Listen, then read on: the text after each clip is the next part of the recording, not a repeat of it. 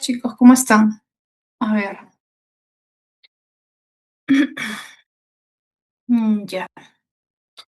Hemos tenido un pequeño retraso. Parece que hubo un problema con el enlace. Ya. Ok. Voy a ir compartiendo el material, ¿ya? Mm, ya, acá está. Ahí les voy a compartir el material. ¿Qué tal, chicos? ¿Cómo están? Ya. Vamos a empezar porque el tema de hoy es un tema donde hay bastante información en filosofía política. Ya, el tema que vamos a repasar hoy es filosofía política. Y yo sé que siempre por ahí tienen algunas dudas, algunas preguntas, así que hay que darle su tiempo, ¿ya? Así que vamos a empezar de una vez. Vamos a empezar de una vez con la clase. Ya, de paso tenemos tiempo también para las preguntas al final, ¿ya? Entonces, primer punto. La filosofía política, tú ya sabes que es una disciplina filosófica que aborda temas políticos, obviamente, pero lo primero que quiero que recuerdes y que es importante es distinguir la filosofía política de la ciencia política. Son cosas diferentes, ¿ya? La ciencia política, como su nombre mismo indica, es una ciencia, ¿no? Los politólogos son científicos políticos. ¿Por qué? Porque estudian la realidad política, los fenómenos políticos. Toda ciencia estudia fenómenos, ¿sí? La ciencia política estudia los fenómenos políticos. ¿Y qué hacen las ciencias normalmente? Describen y explican fenómenos políticos. No, perdón, la ciencia describe y explica. En el caso de la ciencia política, obviamente describe y explica fenómenos políticos, ¿correcto? La filosofía política es otra cosa, porque la filosofía política no es una ciencia, es una disciplina filosófica. Entonces, podríamos resumirlo así. La ciencia política es básicamente descriptiva, ¿ya? Describe y explica. En cambio, la filosofía política es normativa. ¿Normativa qué quiere decir? Normativa significa que establece normas, es decir, cómo debería, ¿sí? Por ejemplo, cómo debería estar organizada la sociedad. Por eso es que la filosofía política analiza las formas de gobierno. Profesora, yo he visto en un TikTok que un politólogo, una politóloga hablaba de las formas de gobierno. Sí, un politólogo puede hablar y debe conocer las formas de gobierno, sí. Pero ¿quiénes son los primeros en establecer una clasificación de las formas de gobierno y decir cuáles son las características de cada una de las formas de gobierno? Por ejemplo, la democracia, la monarquía, la oligarquía, la aristocracia. ¿Quiénes son los primeros en hacer eso? Los filósofos.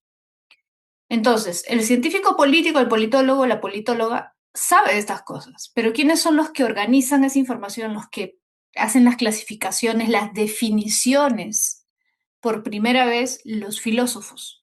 Si tú estudias la historia de la filosofía política, vas a ver que desde Platón ya hay una clasificación de las formas de gobierno. Estamos hablando de hace 2400 años, cuando la politología todavía no existía. La ciencia política, para muchos, aparece recién en el siglo XVI, en la época moderna, con Maquiavelo. Para muchos, Maquiavelo es el padre de la ciencia política, ¿correcto? Entonces, los politólogos, los que han analizado estas cuestiones, se basan en la filosofía, ¿ya? Claro que hablan de esos temas, pero no es que la ciencia política es la que digamos, la primera en haber abordado esos temas, no. La que hace eso es la filosofía política. Analiza las formas de gobierno, analiza los conceptos políticos que también los politólogos usan y analizan, ¿no? Pero en realidad la fuente está en la filosofía. Por ejemplo, cuando se discute acerca de la libertad. ¿Qué cosa es la libertad? Seguramente tú debes haber escuchado a muchos liberales hablar de la libertad. El concepto de libertad que tienen los liberales es un concepto que no necesariamente es compartido por todas las perspectivas políticas, ¿no? Por ejemplo, un republicano te puede hablar también de libertad, pero tiene otro concepto de libertad. Los griegos tenían un concepto de libertad que actualmente muchos no tienen. Entonces, justamente esa discusión acerca de qué es la definición, el concepto de libertad, de justicia, de igualdad, etcétera, todos esos conceptos los analiza la filosofía política. Que los usen los politólogos, genial, los usan, pero no son los que hacen las definiciones. Las definiciones provienen de la filosofía política. Entonces, la filosofía política es más normativa, en el sentido que te dicen cómo deberían ser las cosas, cómo debería estar organizado el Estado, ¿no? El ejemplo más palpable es Platón, cuando dice cómo debería organizarse la sociedad para que funcione mejor, cómo sería la organización del Estado ideal.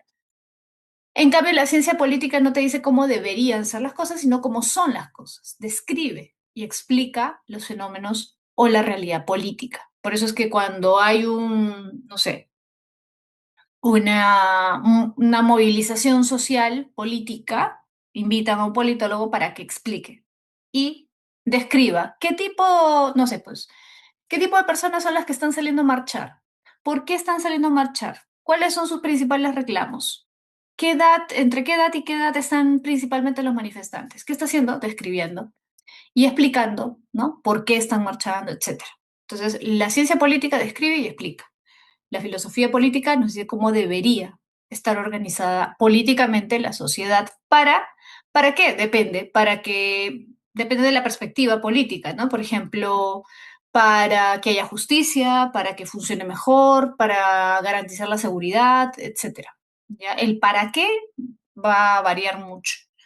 Entonces, la filosofía política va a abordar conceptos, va a preguntarse qué cosa es la libertad, qué cosa es la justicia, qué cosa es el Estado. Los primeros en teorizar acerca del Estado son los filósofos. ¿Cómo, cómo surge el Estado? ¿Por qué surge el Estado? ¿Es posible vivir sin Estado? ¿No? ¿Cómo surgió? ¿Quién lo creó? ¿Para qué lo creó? ¿Cuál fue el principal objetivo? ¿Cuál es el fin?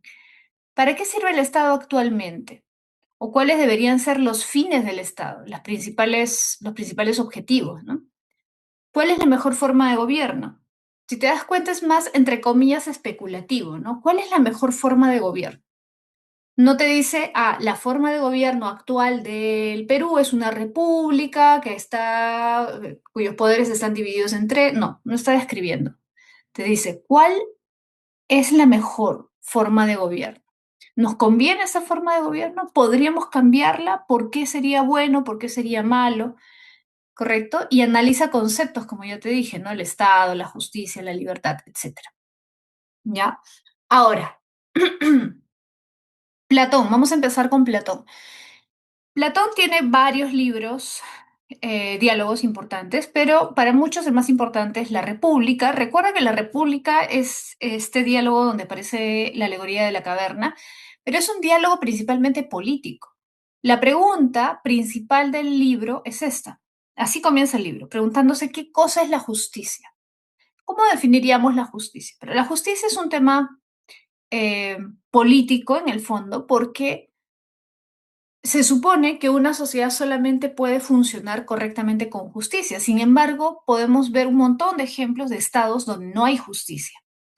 Entonces, ¿qué es lo que va a proponer Platón? Platón va a decir, para que haya justicia dentro de una sociedad, cada uno de los que compone esta sociedad debe cumplir el rol que le corresponde de acuerdo a su naturaleza.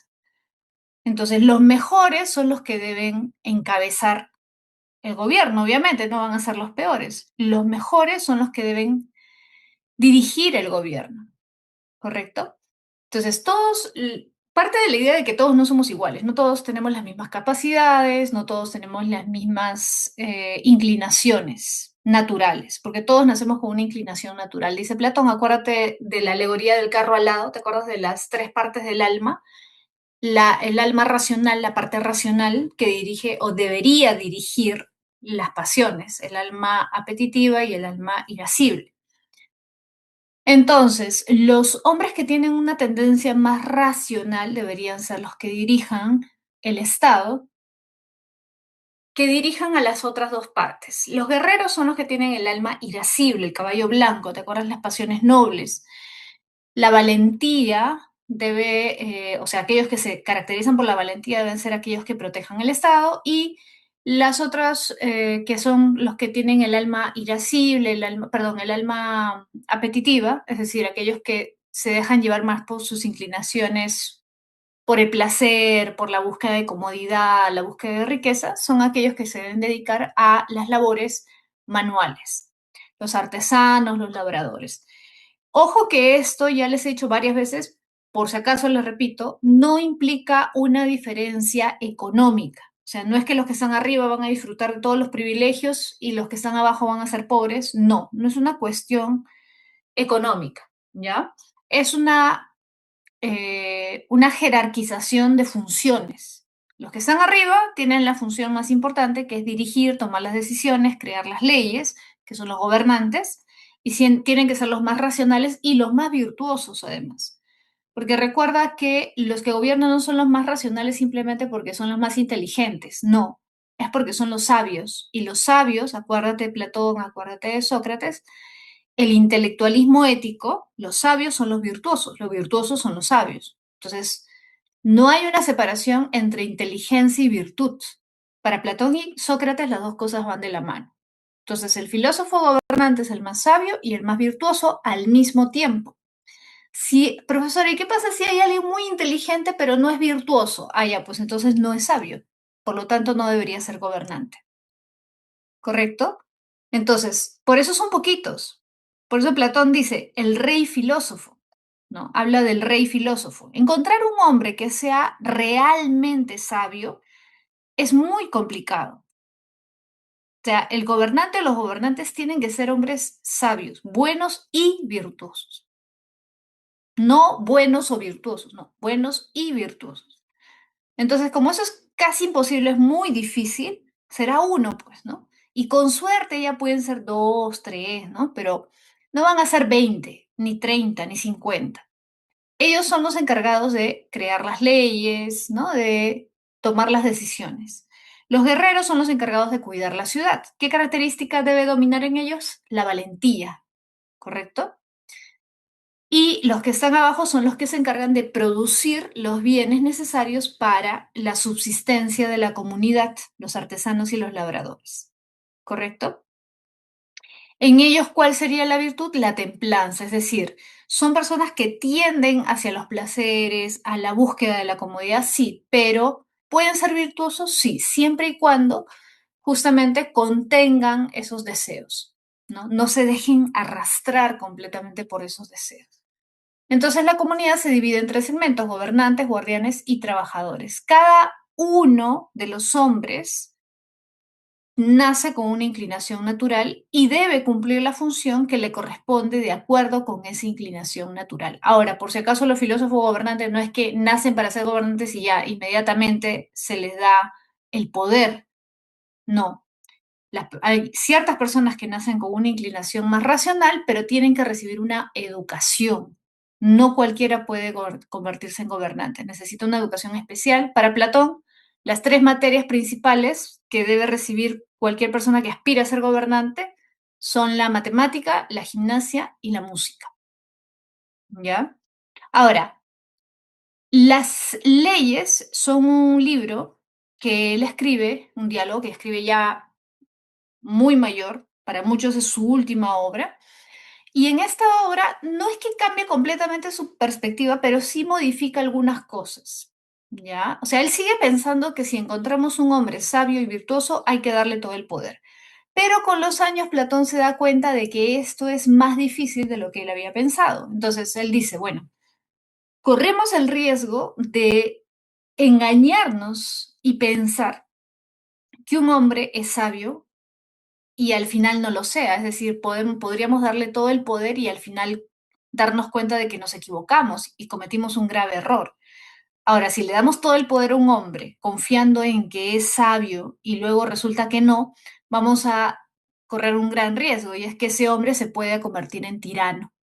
Entonces, como el riesgo de la tiranía es muy fuerte, ¿no? Es mejor, para evitar ese riesgo, crear instituciones y leyes que protejan a la comunidad y que eviten que el tirano pueda hacer lo que quiera.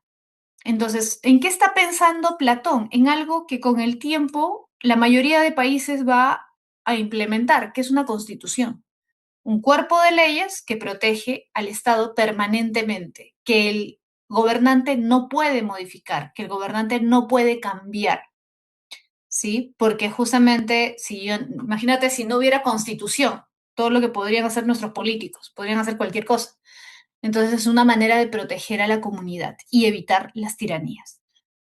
¿Correcto? Entonces, no es que Platón crea que es imposible encontrar a este hombre, pero como es muy difícil para proteger a la comunidad y evitar la tiranía, es mejor que haya un grupo de leyes que no puedan alterarse ni siquiera por el propio gobernante. ¿Correcto? Pasamos a Aristóteles. Aristóteles recuerda que parte de este concepto de que el hombre es un animal político, un animal social. ¿Te acuerdas el famoso zoon político? Mira, para serte sincera, ¿ya? El término animal político, o sea, la traducción no es tan correcta. La traducción real, aunque suene extraño, es animal social, más que animal político, porque político viene de polis y polis significa comunidad, ciudad. Entonces, el hombre es un animal social, eso es lo que quiere decir zoon político. Esa es la verdadera traducción, la traducción más adecuada.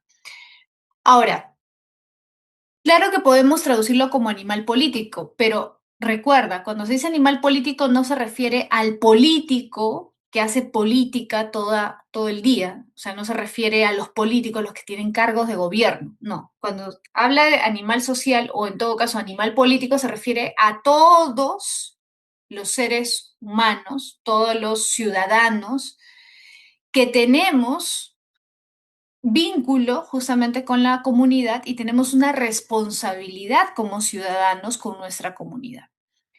Y además de eso, no solamente por el hecho de que seamos responsables, que debemos ser ciudadanos activos, sino en el sentido de que el hombre solo se realiza como hombre en la comunidad.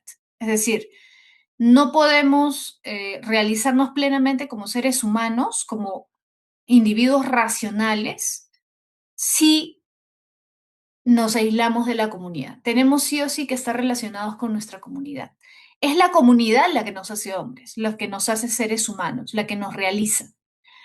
Por ejemplo, creo que el caso más claro, el ejemplo más claro que pone Aristóteles. Si tú piensas en un ser humano pleno, realizado, un hombre, ¿ya? Vas a darte cuenta de que tiene ciertas cualidades, ¿no? Por ejemplo, una cualidad fundamental del ser humano es la comunicación, el lenguaje. Nos expresamos a través de palabras y las palabras expresan ideas, ¿correcto? Entonces, el lenguaje es algo muy sofisticado, es algo propiamente humano. ¿Y el lenguaje cómo lo desarrollamos? En comunidad. Tú no podrías desarrollar tu lenguaje fuera de la comunidad, es decir, si te aíslas de la comunidad, ¿podrías haber desarrollado tu lenguaje? No. Por eso te acuerdas que siempre te pongo este ejemplo, ¿no? Que pone el propio Aristóteles. Imagínate un niño que sacas de la ciudad, de su comunidad, lo llevas al monte y lo metes ahí en una cueva. Le das de comer todo lo necesario para que viva, pero no le hablas, no te comunicas con él, no se relaciona con nadie. Supongamos que lo llevaste ahí al año o menos de un año y crece hasta los 5 o 6 años. ¿Ese niño se comunicará?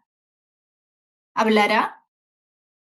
¿Habrá aprendido por sí solo las palabras para comunicarse? Obviamente no.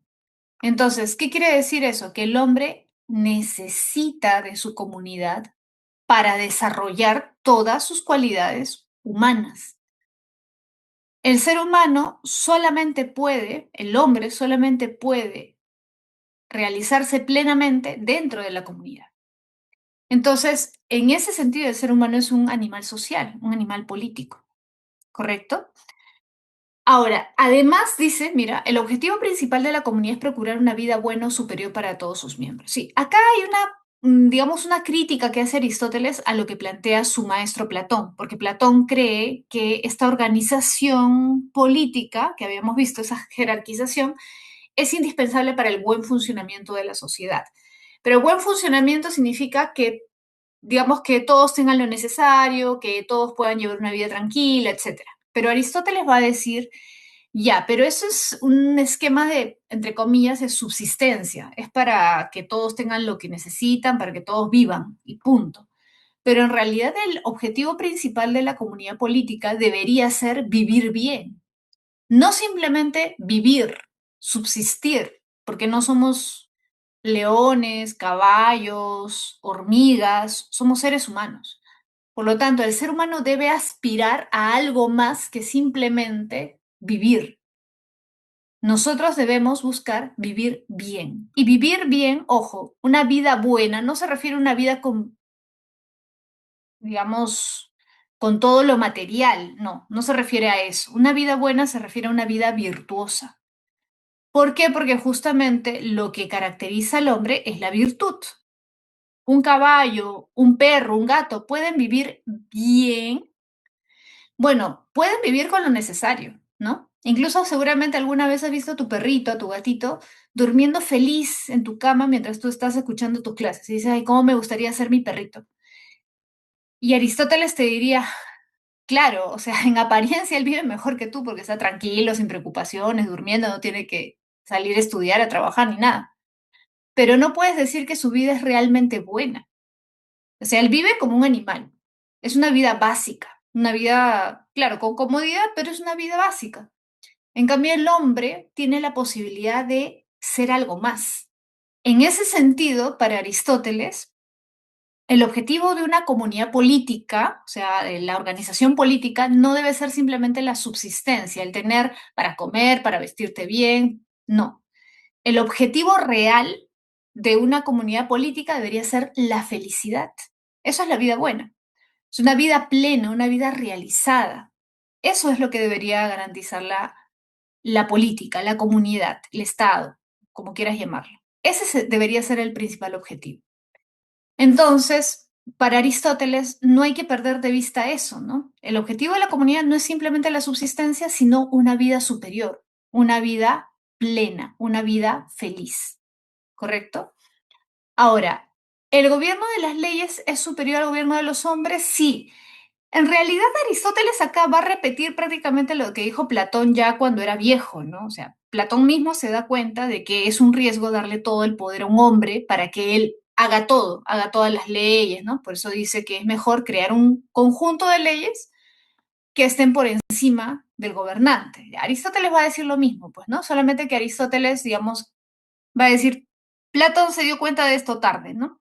Pero siempre un gobierno de las leyes va a ser mejor a un gobierno de los hombres. Siempre. Y por último, para Aristóteles, la mejor forma de gobierno es la politeia. ¿Qué es la politeia? Digamos algo parecido a lo que tenemos actualmente, una república, un gobierno mixto. Es decir, un tipo de gobierno donde todos participen, donde no participe solamente un grupo social, sino todos, ricos, clase media y pobres, pero donde debe predominar la clase media. ¿Y por qué? Porque justamente los ricos y los pobres son los extremos. Acá hay una cierta relación con la ética. ¿Te acuerdas la ética de Aristóteles que plantea que la virtud está ¿dónde? ¿Te acuerdas? La virtud es el término medio entre los extremos. ¿Te acuerdas? Entonces, la clase media debe predominar. ¿Por qué? Porque los ricos y los pobres generalmente son los que originan los conflictos porque se dan odios entre ellos, ¿no? Entonces, usualmente los periodos de caos o las crisis se originan por ese enfrentamiento entre ricos y pobres. Y los que no caen en estos impulsos o en estos extremos son justamente la clase media, que tiene una visión más prudente. Entonces son los que deberían realmente tener más control de la política, dice Aristóteles. ¿Sí? Bien, y acá te he puesto simplemente un esquemita para que recuerdes también cuando habla Aristóteles del hombre, del ciudadano, se está refiriendo a los varones mayores de edad, nacidos en la comunidad, ¿no? Porque recuerda que la mujer no era un ciudadano en esa época, en Grecia al menos, en Atenas. Los extranjeros tampoco eran ciudadanos y los esclavos obviamente tampoco, ¿no? Ni los niños, ¿no? Entonces ellos no tenían derecho a votar, elegir, discutir, ir a debatir al ágora, no. Ciudadanos en realidad eran muy pocos. O sea, si supongamos, ¿no? Si Atenas tenía, supongamos, 80.000 habitantes, ciudadanos eran 10.000, ¿no? No eran, era un porcentaje muy pequeño, porque eran pocos los que cumplían todos esos requisitos, ¿no? Ser varón, libre, mayor de edad. ¿no? Entonces, estamos hablando de un tipo de política bastante restringido, ¿no? Un grupo de personas. Pasamos a Maquiavelo. Maquiavelo ya es época moderna, estamos hablando de Renacimiento, siglo XV, siglo XVI, ¿no? Porque Maquiavelo nace en el siglo XV y muere en el siglo XVI. Ahora, Maquiavelo es bastante conocido por esta obra que ha sido muchas veces malinterpretada, El Príncipe. Seguramente varios han escuchado El Príncipe, donde Maquiavelo estudia las situaciones de excepción, situaciones excepcionales, es decir, situaciones críticas por las que atraviesan todos los estados. Vamos a poner un ejemplo bien sencillo, ¿ya? Para que se entienda. En nuestro contexto, digamos, vamos a traerlo un poco a nuestro contexto. La pandemia. ¿La pandemia fue una situación de excepción o no? Sí. ¿Lo que normalmente se permitía, se dejó de permitir o no? Lo que normalmente se consideraba correcto, ¿no? O normal, se comenzó a prohibir. Salidas, ¿no? Reuniones, correcto. Eso es un estado de excepción. Eso es una situación, ahora le llaman estado de emergencia, ¿no? Pero digamos que son situaciones atípicas, anormales, extrañas, extraordinarias. Entonces, en ese tipo de situaciones no puedes aplicar la ley, no puedes aplicar las normas como siempre lo haces. Estás en una situación crítica donde está el riesgo de que mucha gente muera, ya. ¿Por qué te pongo ese ejemplo? Porque en nuestra época es más raro, por ejemplo, una pandemia, pues puede ponerte en esa situación, pero tienes que ponerte en esa época. Estamos hablando del siglo XV, siglo XVI, donde las guerras eran pan de cada día. O sea, cada rato habían guerras, habían... Las guerras también son situaciones de excepción. Entonces, donde el orden normal se ve alterado, donde no puedes cumplir con las normas tal como normalmente lo harías. Entonces, justamente el príncipe estudia eso. Por eso es que cuando tú lees el príncipe, claro, si lo lees como un manual para aplicarlo en tu vida cotidiana, lo vas a malinterpretar. Si lo entiendes dentro de su contexto, entendiendo la historia, entendiendo lo que estaba pasando en ese momento en Italia, lo vas a entender mejor. Entonces, primer punto, Italia no existía, eran pequeñas ciudades dispersas. Era como Grecia. Grecia era culturalmente la misma, pero cada una tenía su gobierno, ¿sí o no? Una cosa era Atenas, otra cosa era Esparta, otra cosa era Tebas, otra cosa era Macedonia. Cada uno tenía su rey, su manera de organizarse, sus leyes, sus reglas. Algo parecido ocurría en Italia. No existía Italia. Existía Florencia, Venecia, Milán, los estados papales, los estados pontificios, ¿te acuerdas? Nápoles, existían ciudades separadas, cada uno con su gobernante, etcétera. Y en ese contexto, ¿qué pasó? Comenzaron las grandes potencias europeas que ya se habían unificado, por ejemplo España, Francia, el Sacro Imperio Romano Germánico, a disputarse esos territorios de Italia. Entonces comenzaron a invadir, saquear, matar a la gente, incluso llegaron a saquear, hay un famoso saqueo de Roma. O sea, llegaron a la propia iglesia y ahí, ¿no? Lo tuvieron prácticamente acorralado el Papa y todo. O sea, era un desastre, ¿no? Entonces, ese contexto es el que narra Maquiavelo. Entonces, en ese contexto, en ese tipo de situación, no puedes comportarte como normalmente lo harías. Tienes que saber adaptarte a las situaciones. ¿Mm? Ahora, como Maquiavelo se da cuenta de que estas ciudades italianas, él era de una de estas ciudades, que era Florencia, como todas estas ciudades son débiles, son pequeñitas, son ricas, sí, en arte, en cultura, en dinero también, pero son chiquitas, son indefensas. La única solución es unir a todas estas ciudades italianas y crear un estado, un solo estado. Es decir, Maquiavelo anticipa lo que va a pasar siglos después, porque Italia recién se va a unificar en el siglo XIX. Anticipa y tiene esta idea de que tienen que unirse para evitar justamente saqueos, guerras constantes, ¿no? Matanzas por parte de las potencias que entraban para conquistar estos territorios. Entonces, Maquiavelo va a proponer, justamente, ¿por qué se llama el príncipe? Que un príncipe italiano, es decir, uno de estos líderes de algunas de estas ciudades, tome a la fuerza el poder de las otras ciudades, conquiste las otras ciudades por la fuerza para unificar. y crear un Estado italiano, porque de otra forma corrían el riesgo de desaparecer, de que todas desaparecieran siendo absorbidas por las distintas potencias. Entonces, a eso se refiere el príncipe, a la concentración del poder, sí, pero la concentración del poder con este fin, con el fin de evitar la disolución, la desaparición de estos estados italianos. Entonces, ¿para eso qué se necesita? Un líder, un hombre, un príncipe que tenga las cualidades necesarias, el valor, la astucia, etcétera, para realizar esa empresa, ese objetivo. Y también es importante la creación de milicias ciudadanas. Y acá te das cuenta de que el objetivo de Maquiavelo no es malo, porque las milicias ciudadanas son justamente darle las armas a los propios ciudadanos para que defiendan su territorio. Si este príncipe fuera un tirano, si Maquiavelo estuviera proponiendo pues un hombre malvado para que controle el poder, sería absurdo darle armas a los ciudadanos. Pero ¿por qué él cree que es importante darles armas a los ciudadanos? Porque justamente los ciudadanos van a defender su patria, van a defender su patria del dominio extranjero. Entonces, él cree que, ¿por qué habla de las milicias ciudadanas? Porque recuerda que en Italia en esa época no existía un ejército o tropas patrióticas, lo que existían eran mercenarios. O sea, los italianos contrataban mercenarios para defenderse. Cada ciudad italiana contrataba mercenarios, o sea, contrataba extranjeros, les pagaba extranjeros para que los defendieran, lo cual ya había mostrado Maquiavelo que era absurdo, porque siempre o casi siempre los mercenarios terminaban traicionándolos. Entonces, se tenía que crear un ejército, entre comillas, un ejército propio, aunque no es un ejército. Por eso no dice ejército, dice milicias, porque el ejército, la diferencia es que es algo permanente. Tú le pagas al ejército aunque no haya guerra, y ese es un desperdicio de dinero.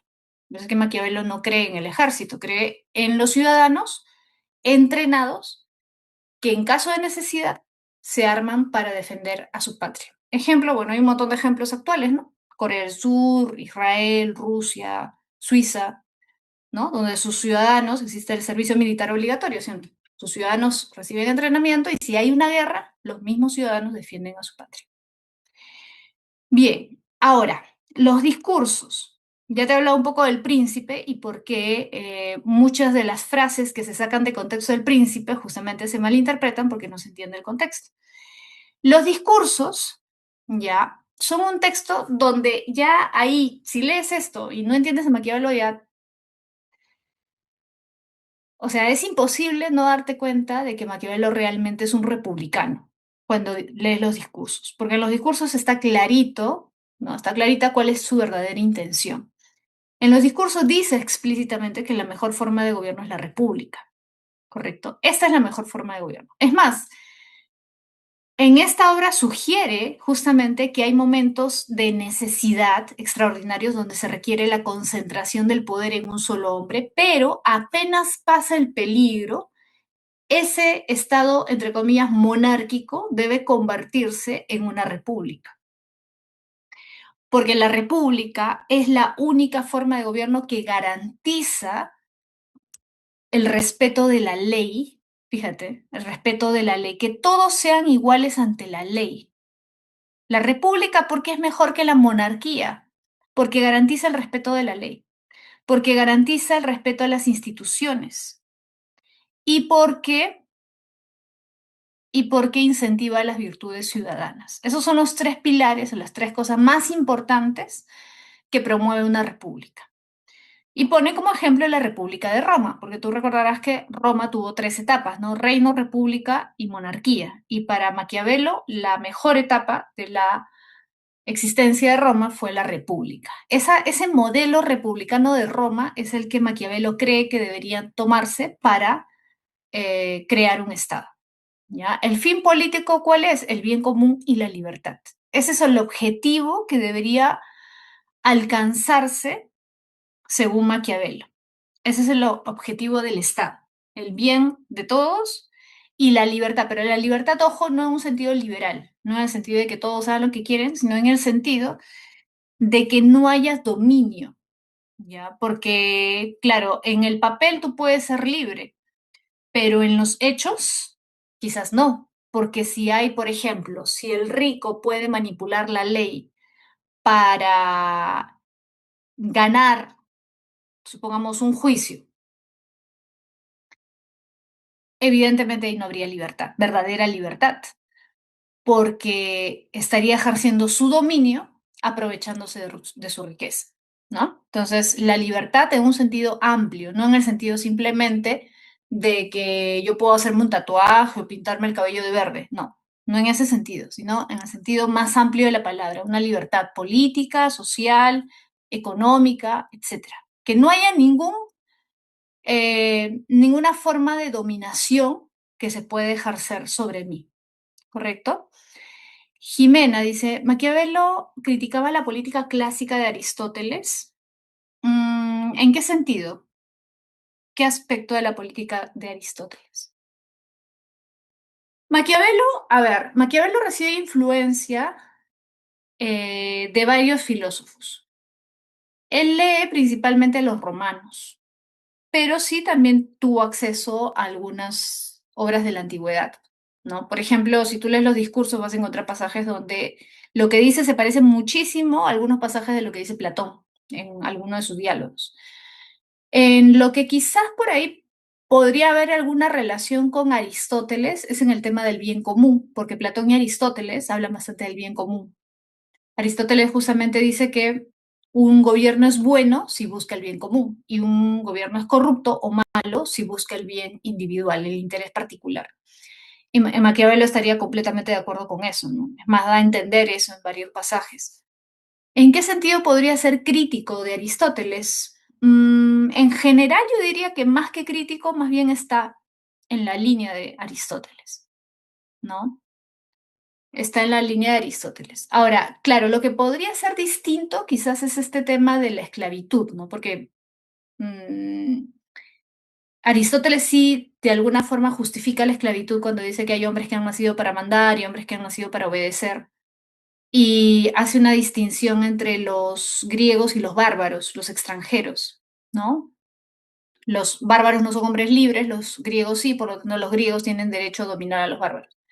Maquiavelo tiene un poco ese discurso, pero cuando tú o sea, esa aparentemente, ¿no? Esa forma bastante a los extranjeros, o sea, culturas distintas, los valora, no considera que haya una diferencia antropológica entre italianos y extranjeros, entre romanos y extranjeros. Al contrario, más bien pone varios pasajes en su obra donde los romanos muestran su admiración por los extranjeros o su respeto, por último, por los extranjeros.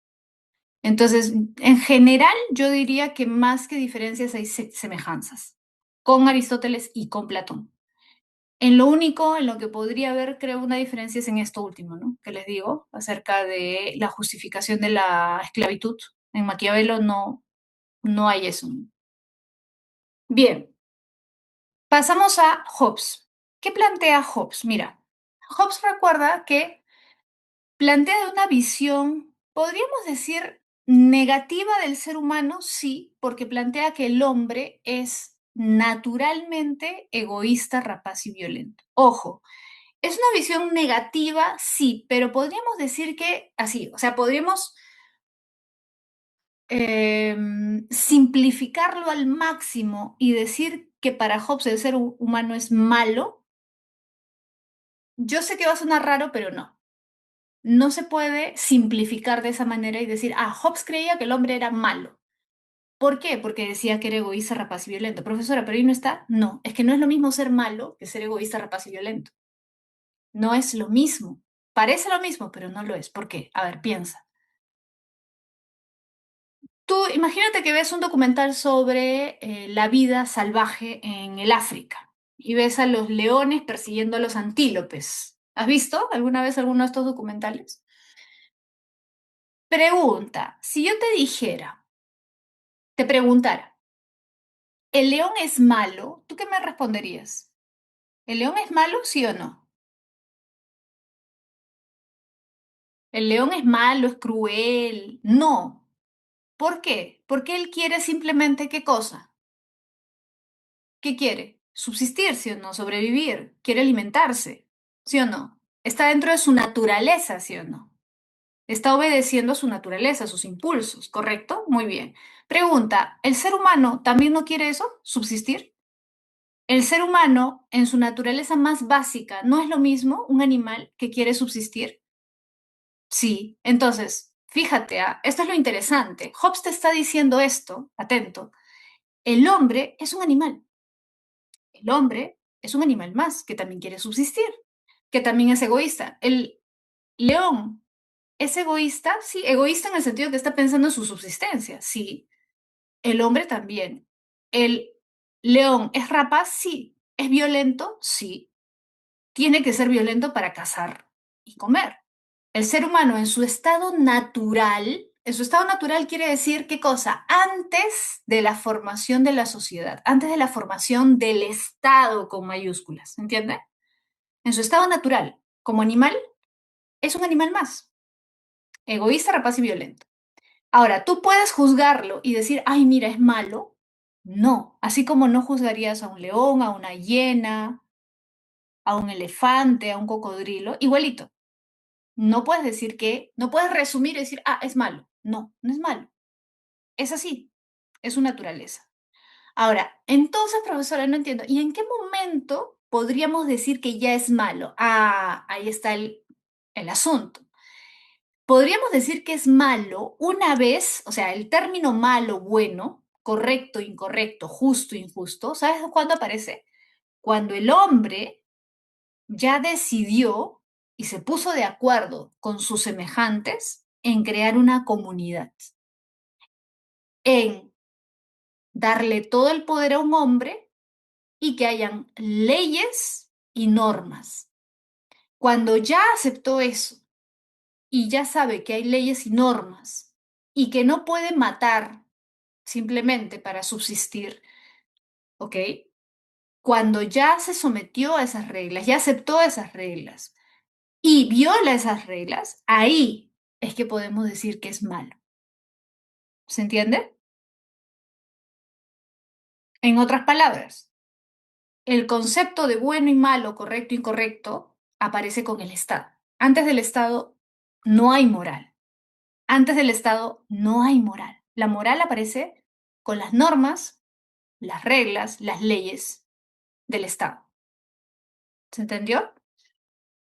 Entonces, ¿el ser humano es malo por naturaleza? ¿Es correcto decir eso con respecto a Hobbes? No, esa es una simplificación, una mala interpretación. ¿El hombre es naturalmente egoísta, rapaz y violento? Sí. ¿El hombre es lobo para el hombre? Sí. Cuando aparece el Estado, no es que se elimina su naturaleza. Ojo, no es que, ya, ahora sí es bueno. No. Su naturaleza está ahí, solamente que ha aparecido el Estado, estas normas y estas leyes, y el hombre tiene que regular su comportamiento. Ya sabe que tiene que cumplir con esas normas. Y profesora, ¿y cómo así se pusieron de acuerdo? O sea, ¿por qué él acepta esto? Buena pregunta. Quizás alguno se ha preguntado eso.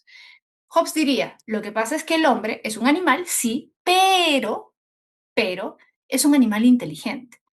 Entonces él se da cuenta de que no le conviene porque es muy riesgoso, no le conviene vivir permanentemente como vive el león, como vive la hiena, porque en cualquier momento a él le toca y a él lo matan. Entonces, por una cuestión simplemente egoísta, por una cuestión de conveniencia, se da cuenta de que tiene que ponerse de acuerdo con los demás para darle el poder a un hombre, para que ese hombre cree las leyes, para que hayan normas que impidan que otro venga y me mate. Porque hasta ahora yo he subsistido y nadie me mató, pero mañana alguien podría venir y matarme para casarme, para robarme. Entonces estoy expuesto, ¿no? Por ese temor, ese miedo a la muerte, es que el hombre decide crear el Estado, cederle el poder a otros o a otro para que ese se encargue de poner las reglas. Entonces, si te das cuenta, hay algo bien interesante. Lo que Hobbes te está diciendo es que hay una especie de pérdida de libertad, porque ahora el Estado que implica que tú no puedes, ojo, tú no puedes tomar la justicia por tus propias manos. Hay reglas, hay normas a partir de ahora, por lo tanto, si alguien quiere hacer algo contra ti, tú tienes que denunciarlo, ¿sí o no? O tú puedes lincharlo. Si tú linchas a un ladrón, para Hobbes estaría saliendo del Estado. ¿Por qué? Porque el Estado justamente sirve para eso, pues para que el Estado se haga cargo de la aplicación de la ley, ¿se entiende? Entonces, el Estado sirve para protegerte. Obviamente tiene que ser un Estado eficiente, pues, ¿no? Tiene que ser un Estado eficiente, tiene que ser un Estado vigilante. Ahora, ¿cuál es la única forma para que el Estado sea eficiente? Dice Hobbes. Porque claro, suena bonito, pero profesora, en la práctica no funciona. Ah, pero Hobbes te diría, ¿sabes por qué no funciona en tu país? No funciona porque no hay un poder absoluto, pues. Por eso no funciona. Acá en el Perú, la protección, el orden y la paz no están garantizadas. ¿Por qué? Porque no hay un poder de carácter absoluto. Solamente el poder de carácter absoluto aseguran el orden y la paz. ¿Qué significa eso? ¿Se entiende? ¿Qué significa eso? A ver, significa lo siguiente. ¿A quién le haces caso tú? ¿A un Estado duro? ¿A un Estado donde se aplica la ley de manera radical? ¿O a un Estado débil, un Estado donde el poder se disuelve, donde tienen que tomar la decisión 50 personas para ver si te condenan o no? ¿Qué Estado funcionará mejor para asegurar el orden y la paz? Obviamente, para Hobbes, un Estado fuerte, un Estado donde se concentre el poder lo más posible. Un Estado con un poder absoluto. ¿Qué quiere decir eso? Que sea completamente intransigente, no tiene que pedirle explicaciones a otro, no tiene que consultarle a otro. Ese Estado da miedo, ¿sí o no? Cuando el Estado, para Hobbes, el Estado que funciona bien es el Estado que da miedo. Si tú no le tienes miedo a la autoridad, ¿le vas a hacer caso? Si tú no le tienes miedo a la autoridad, ¿le haces caso? No le haces caso. Por eso es que el Estado debe infundir miedo. Un Estado con mano dura, exacto. Por eso dice, ¿cuál es la mejor forma de gobierno? Fíjate, ¿cuál es la mejor forma de gobierno? La monarquía absoluta. Esta es la mejor forma de gobierno. Monarquía, mono, uno. Un gobernante con todo el poder, carácter absoluto, poder de carácter absoluto, todo el poder. De preferencia, un hombre, por eso para él la mejor forma de gobierno es un rey. Un hombre que tenga todo el poder. ¿Por qué es mejor? Porque el rey no tiene que estar consultando con 50.000 personas, pues, si está bien o no. A diferencia, por ejemplo, de una república. Hobbes no estaría de acuerdo con una república. ¿Por qué? Por la separación de poderes, pues. Por un lado está el presidente se pelea con los congresistas, que encima son como ciento y tantos, 130, y ahora va a haber Senado, y está el defensor del pueblo, y está esto, y al final son, si cuentas todos, son como 300 personas que tienen poder, cada uno con su poder, ¿no? Entonces, no se pueden tomar decisiones ágiles, rápidas, inmediatas, radicales. En ese sentido, por ejemplo, Hobbes hasta cierto punto estaría de acuerdo con un gobierno como cuál, el de Bukele, ¿no? Ya, se toman decisiones, se piden, no sé, una legislación extraordinaria, ¿no? O cambios constitucionales para hacer posible cierto tipo de medidas, pero eso implica concentrar el poder, es decir, que el gobernante tenga más poder, más manejo para realizar ese tipo de acciones, ¿no? Entonces, el poder político centralizado para Hobbes es mejor porque siempre es más eficaz. ¿Se entendió, no? Es mejor que un hombre concentre la mayor cantidad del poder. ¿Para qué? Para asegurar el orden y la paz. ¿Por qué? Porque el principal objetivo del Estado es ese. Para Hobbes, el principal objetivo del Estado no es la libertad, no es el bien común, la felicidad, no. Lo principal es asegurar el orden y la paz. Ya después puedes pensar si quieres en la felicidad, en otra cosa, pero si no garantizas el orden y la paz, no tienes nada. La paz y la seguridad es lo principal. Para Hobbes es así. ¿Ya? Ahora, obviamente acá entra a taller un problema, porque claro, en teoría tú puedes decir, sí, yo estoy de acuerdo con Hobbes, sobre todo cómo vivimos actualmente, pero ¿Y qué pasaría? Porque eso es peligroso, ¿no? Yo quiero vivir en paz, tú también, todos queremos vivir en orden, ¿no? Que nadie nos asalte por ahí, que nadie nos mate en la calle, pero es peligroso también esto, darle todo el poder a un hombre. Justamente viene el problema. ¿Y qué pasa si este gobernante se vuelve un tirano? Porque tiene tanto poder que puede abusar de ese poder también, ¿sí o no? ¿Qué pasa si este hombre se convierte en un tirano? ¿Qué te diría Hobbes? Es más, ¿qué dice Hobbes en su obra? Te diría, bueno, piña, pues. ¿Podría este gobernante con todo el poder convertirse en un tirano? Sí, él lo admite, ¿ah? Sí, sí se puede convertir en un tirano. Y si se convierte en tirano, piña. Es mejor, es preferible tener un tirano, pero tener paz, orden y tranquilidad, que todo sea un caos, que vivamos en la anarquía. Eso te dice Hobbes. A ver, vamos a leer las preguntitas. Daniela dice, Miss, pero si se considera que debe haber una monarquía, la cual conserva quién es esa persona o cómo se caracteriza el monarca para él. Ah, ya, buena pregunta. ¿Cómo se caracteriza el monarca para él? El monarca tiene sus propios instintos, al igual que el resto, entonces que lo podría diferenciar de los otros. Ya, muy bien, buena pregunta. Claro, no, el monarca, Daniela, el monarca para Hobbes no es alguien especial. O sea, el monarca para Hobbes no es ¿cómo te explico? O sea, no es que sea un hombre superior, sabio, inteligente y por eso lo elegimos, no.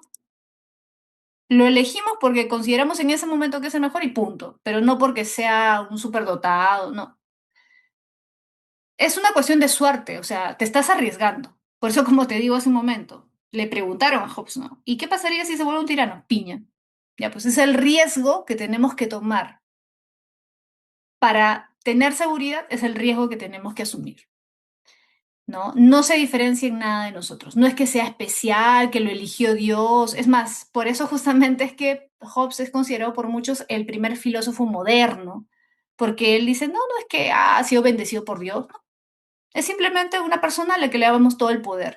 Ahora, ¿cómo lo elegimos? Para Hobbes, lo que él diría es, bueno, hay que seguir respetando la tradición, o sea, ya se le dio el poder a esa familia, ellos son los que salen los reyes, hay que seguir dándole, pues, ¿no? El poder. No hay que alterar las cosas, porque alterar las cosas sería peor, ¿no? Ahora, fíjate una cosa que, si verdad, me estaba olvidando y quiero que lo tengas muy en cuenta. Fíjate la figura que está acá. Esta figura es la portada que usó Hobbes para su obra El Leviatán. ¿Has escuchado el Leviatán? Lo voy a poner acá por si acaso, ¿ya? ¿Por qué el Estado debe infundir miedo? Justamente, ¿por qué se llama Leviatán?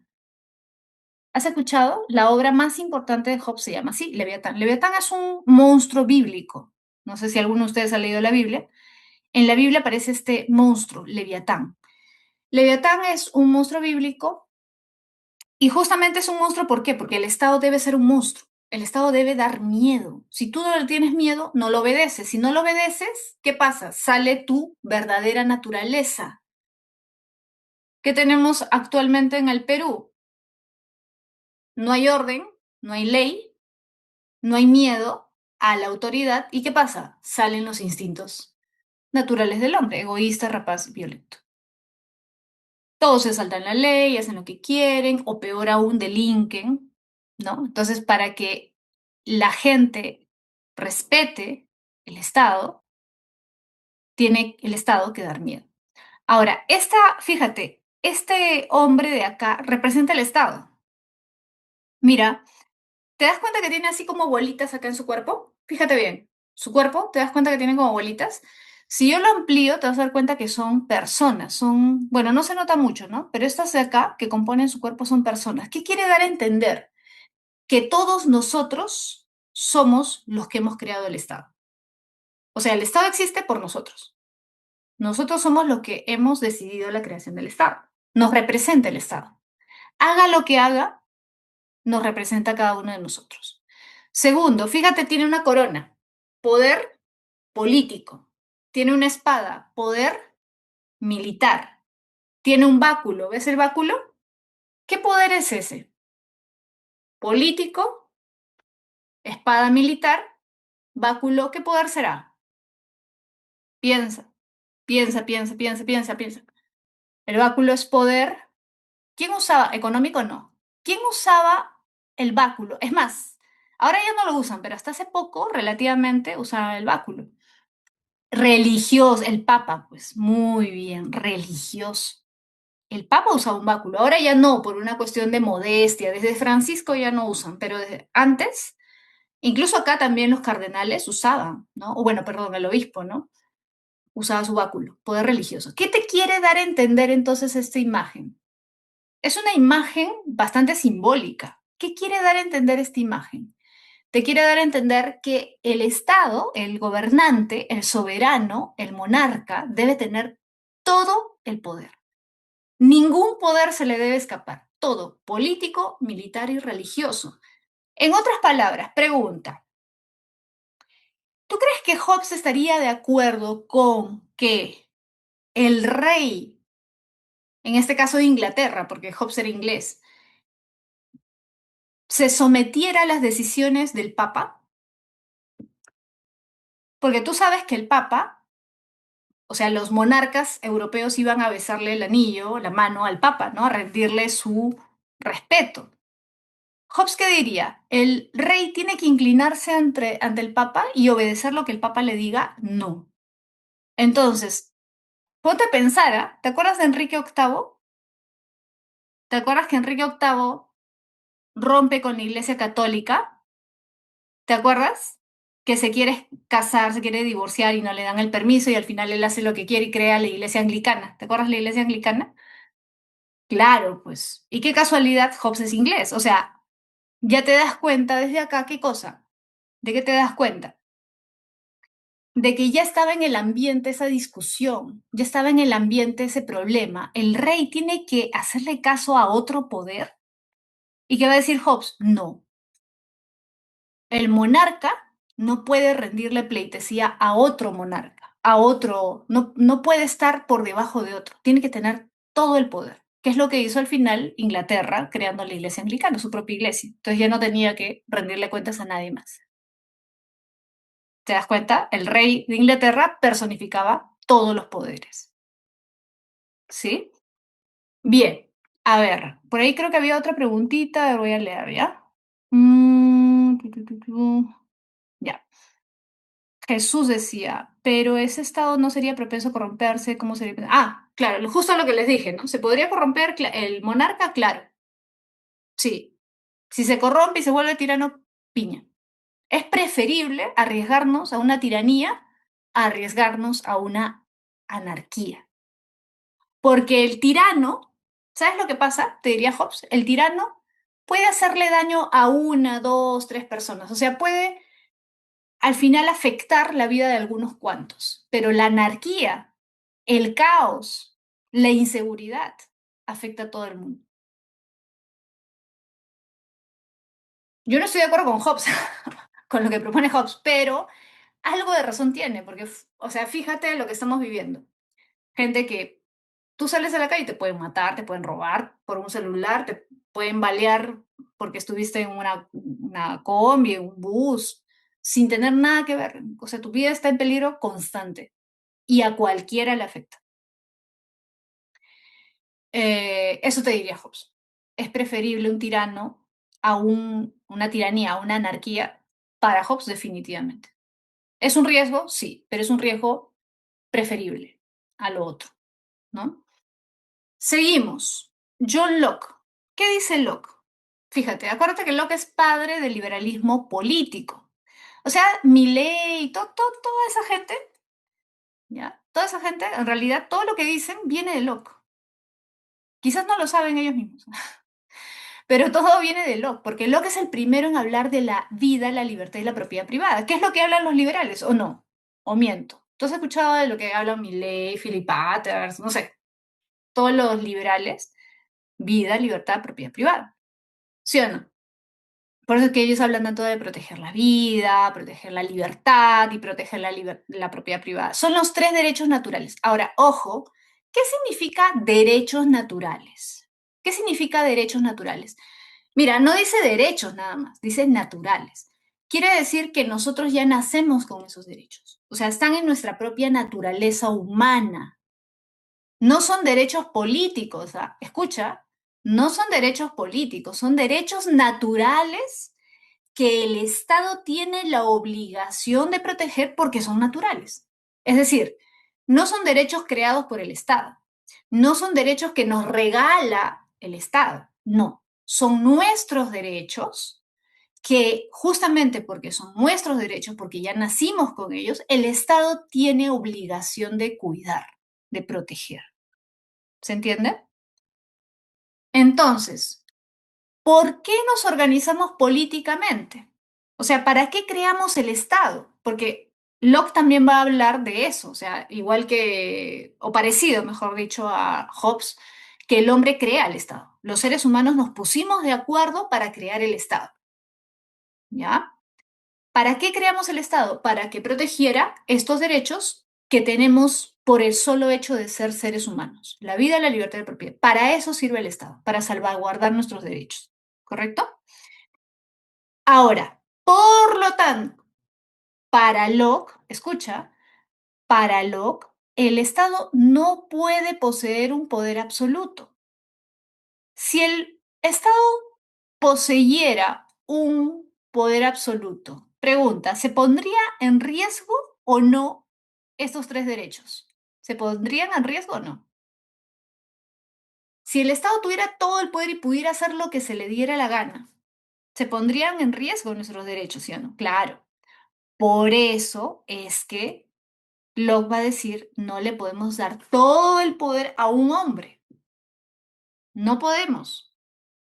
No podemos ceder todo nuestra libertad, nuestros derechos, no. Entonces, ¿qué tenemos que hacer? Algo inteligente, dice. Ojo, Locke no está en contra de un monarca. Mira, el poder del monarca debe estar limitado. Entonces, no te está diciendo que no haya monarca. Va a haber monarca, profesora, pero la monarquía no va en contra de la libertad, no. ¿Sabes por qué? Porque muchas veces nosotros pensamos que la única forma de monarquía es el rey que tiene todo el poder y no es la única forma de monarquía. Tú debes haber escuchado monarquía constitucional, monarquía parlamentaria, ¿has escuchado? Entonces, la monarquía, claro, la monarquía clásica, antigua, sí, pues podía ser el rey con todo el poder. Pero en realidad hay distintas formas de monarquía y justamente Locke admite la monarquía, dice, ya está bien el rey, pero no le vamos a dar todo el poder al rey, porque ahí sí tendríamos un problema. Entonces, ¿qué hacemos? Limitamos el poder del rey con un parlamento. Profesora, pero no es lo mismo porque el parlamento igual es políticos, ¿no? Para Locke no. ¿Sabes por qué? ¿Cuál es la diferencia? En teoría, ¿no? ¿Por qué no? Porque el parlamento es elegido por el pueblo. Entonces, como el parlamento es elegido por el pueblo, va a representar los intereses del pueblo. Entonces, no va a ir en contra del pueblo, ¿no? ¿O sí? Bueno, Locke cree que el parlamento va a hacer lo que el pueblo le diga. Entonces, Allison dice, como el rey en España de la actualidad es monarquía constitucional. Ya, sí y no, Allison. ¿Por qué? Porque el problema con las monarquías actuales es que en teoría son decorativas. O sea, representan al Estado en ciertas, digamos, eventos formales, ¿no? Son representantes, pero son más una cuestión simbólica actualmente. Pero los de esa época no, los de esa época sí eran, no eran simplemente representantes simbólicos, ¿no? Sí tenían poder. Bueno, ahora en teoría no tienen poder, ¿no? En teoría son solamente simbólicos. Políticamente los que toman las decisiones son los presidentes, porque hay un presidente, ¿no? Hay un presidente en España. Pero en esa época no habían presidentes, pues. En esa época eran solamente los reyes. Entonces, igual no sería. En lo que sí se parece, entre comillas, hasta cierto punto, es que, claro, hay una constitución. En eso sí, ¿no? Claro, tienen riquezas, sí, es cierto. Igual que antes tenían riquezas, pero en teoría no son los que toman decisiones políticas. Ellos no toman decisiones políticas. En cambio, este rey, el monarca del que habla Locke, sí toma decisiones políticas. Pero, ojo, está su poder, mm, hasta cierto punto limitado, minimizado por el Parlamento, que es el que crea las leyes, ¿sí? Claro, son más como ciudadanos con privilegios, ¿no? Son más ciudadanos con privilegios y que tienen una función, digamos, representativa, ¿no? No tanto política. Ahora, ojo, para Locke, el poder del monarca debe estar limitado, ¿ya? Debe estar limitado por el Parlamento que es elegido por el pueblo. Pero acá viene un gran problema que usualmente no se menciona, porque Locke, como muchos filósofos, lamentablemente a veces como que los idealizamos, ¿no? Los ponemos en un altar como teóricos y no vamos más allá. El problema acá es el siguiente. El Parlamento, en teoría, impide que el rey haga lo que se le dé la gana. O sea, el Parlamento impide que el monarca abuse de su poder, ¿correcto? ¿Y por qué en teoría el Parlamento hace eso? Porque es elegido por el pueblo. Entonces es como el escudo que tiene el pueblo ante cualquier amenaza de parte del monarca. Pero el problema acá es quién es el pueblo. El pueblo, o sea, si yo escucho pueblo, tú escuchas pueblo, ¿qué piensas? Todo, ¿sí o no? Tú, yo, tu mamá, tu vecina, todo, ¿sí o no? Eso es lo que piensas por pueblo, ¿correcto? Eso es lo que nosotros entendemos. Pero ¿sabes a qué se refiere el Locke con pueblo? Pueblo no son todos. El pueblo para Locke son los que tienen propiedad privada. O sea, no todos eligen el parlamento, solo los que tienen propiedad privada. ¿Por qué? Porque el Estado está para proteger la vida, la libertad y la propiedad privada. Si tú no tienes propiedad privada, ¿para qué vas a elegir tú al Parlamento? Profesora, no entiendo. Propiedad privada es, tú a tu nombre tienes algo, tienes un terreno, una casa, un departamento, ¿tienes algo a tu nombre? No, profesora, yo no, pero mi mamá sí. Ya, tu mamá es ciudadano, tú no. Profesora, y si yo tengo 50 años, pero sigue estando la casa a nombre de mi mamá, ya, igualito. Tu mamá es ciudadana, tú no. ¿Se entiende? Ese es el problemita con Locke. Los que tienen derecho a elegir a sus representantes son solo los que tienen propiedad privada. Entonces, en conclusión, infiere, ¿a quiénes realmente representaban ese parlamento? ¿A quién crees que realmente representaba ese parlamento? ¿A la gente pobre? Obviamente no. A los más ricos, pues, porque los más ricos eran los que tenían propiedad privada. Claro, a la élite. A los lores, ¿no? Por eso es que también en un momento le llamaban la Cámara de los Lores, bueno, era como el Senado, ¿no? Pero en realidad a los más ricos, pues, a los que podían pagar y tener propiedades, los que habían sido descendientes de estos señores feudales, ¿te acuerdas de la Edad Media? Estos señores feudales que tenían terrenos, territorios, ¿no? Y que se habían ido repartiendo con el tiempo, pero al final eran los descendientes de ellos, ¿no? O sea, el pueblo no eran todos. Suena bonito, pero cuando analizas más, profundizas, te das cuenta de esos detalles, ¿no? Entonces, lo que es considerado padre del liberalismo político, ¿por qué? Porque la libertad se tiene que cuidar con mucho cuidado, o sea, se tiene que proteger a como dé lugar. El monarca no puede hacer lo que quiere, el monarca no puede inmiscuirse en tu vida privada, el monarca no puede dictaminar cada cosa que tú haces, lo que escuchas, cómo te vistes, qué piensas, todo eso debe quedar en el ámbito privado, ¿correcto? Y aparte de eso, es considerado padre de la democracia representativa. ¿Por qué? Porque él dice que el pueblo debe elegir a sus representantes, ¿no? En teoría suena bonito, pero ya sabemos que los que eligen sus representantes no son todos, son en realidad un grupito, ¿no? Bien, pasamos a Rousseau. Rousseau es un republicano, acuérdate. Rousseau es un filósofo que escribe esta obra muy conocida, El contrato social, es su obra más conocida.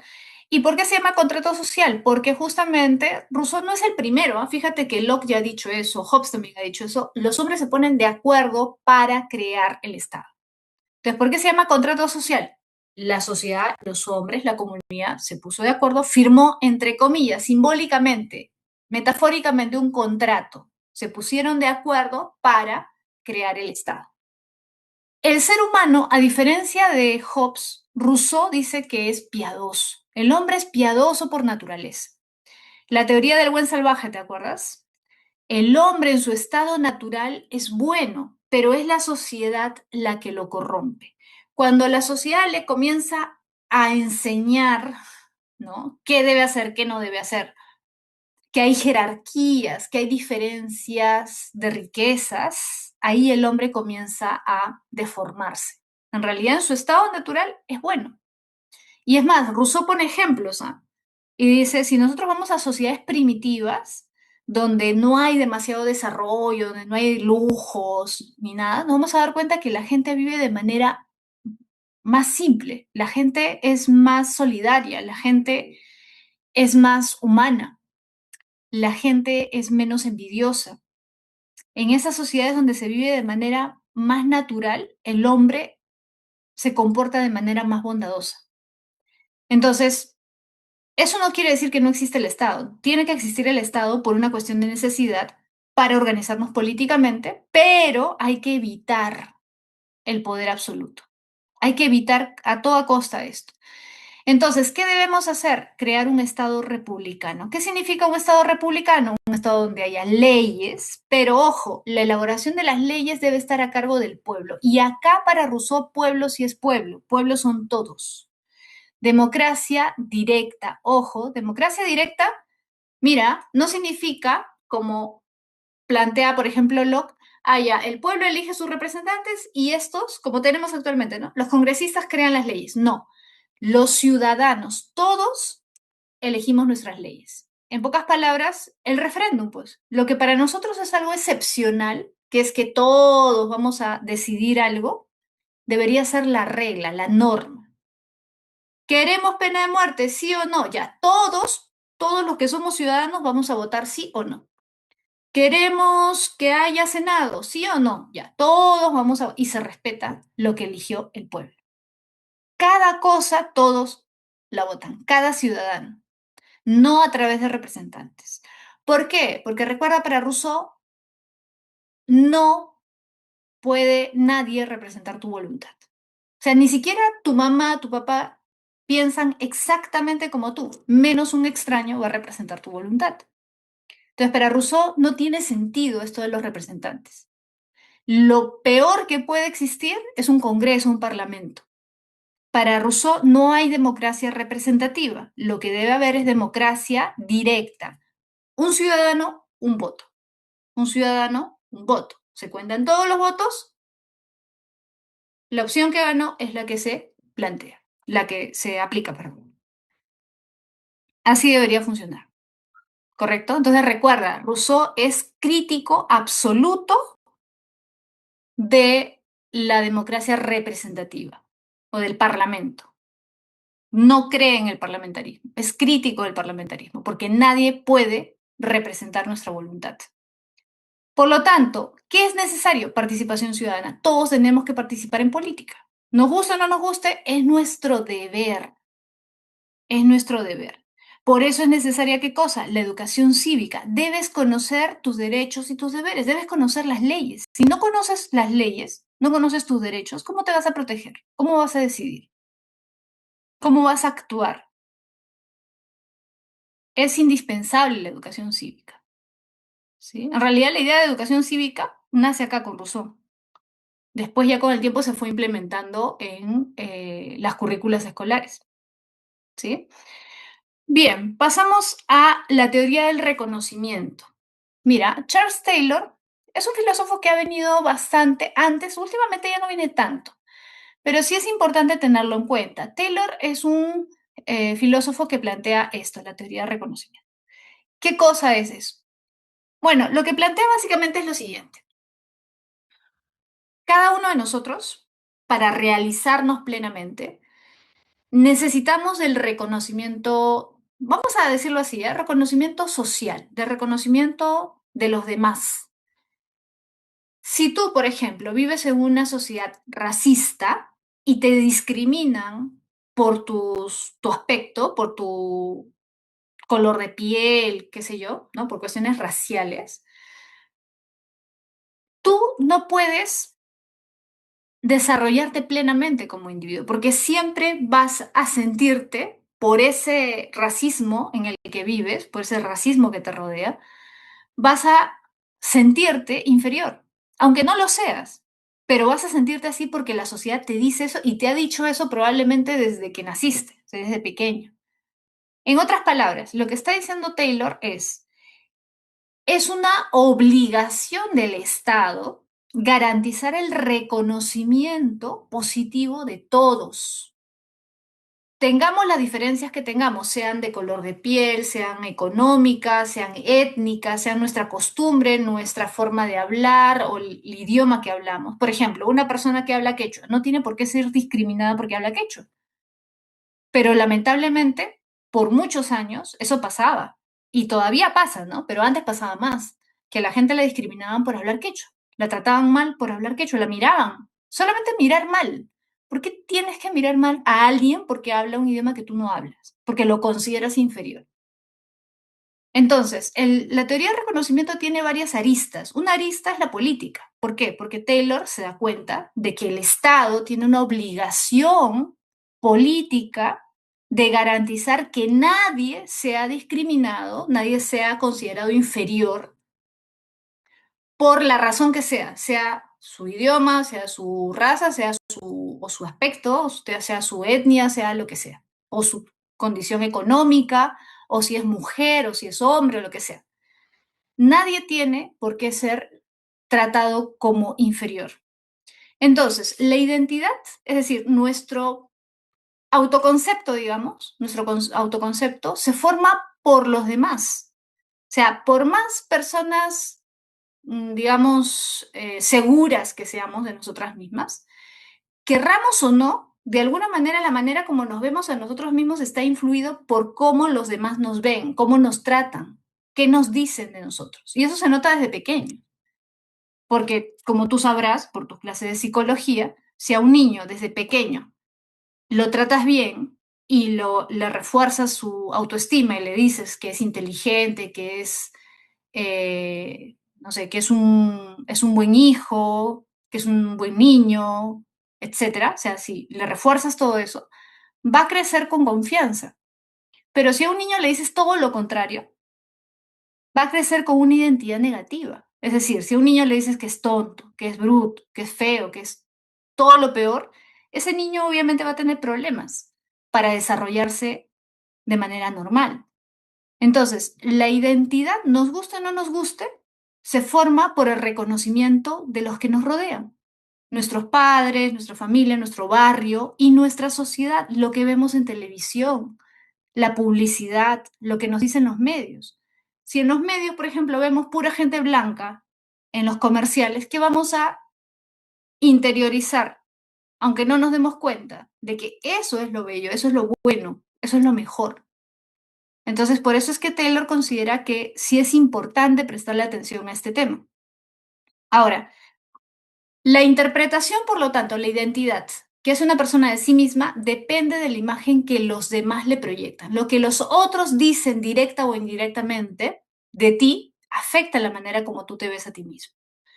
Entonces, puede haber un reconocimiento positivo, ¿ya? Que es lo ideal, que es lo que deberíamos tener todos, el respeto de las diferencias, ¿no? O sea, el reconocimiento positivo es, no importa el idioma que tú hables, no importa de qué etnia vengas, tus costumbres, si eres mujer o si eres hombre, igual eres valioso. Pero lamentablemente eso no ocurre mucho. Y lo que más ocurre es un reconocimiento negativo. Es decir, el falso reconocimiento o la imagen degradante. Esto ocurre muchísimo. Al que es diferente por lo que sea, lo tratamos mal o mucha gente los trata mal, ¿no? Indirectamente lo tratamos como inferior o la sociedad le dice que es feo o que es desagradable, qué sé yo. Entonces, eso es lo que abunda.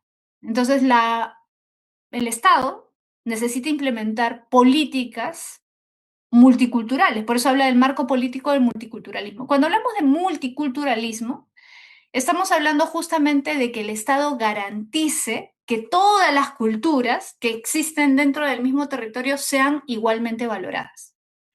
El reconocimiento de las diferencias solamente se puede dar si todas las culturas son igualmente valoradas dentro del Estado. Y en ese sentido, el Estado tiene que crear políticas.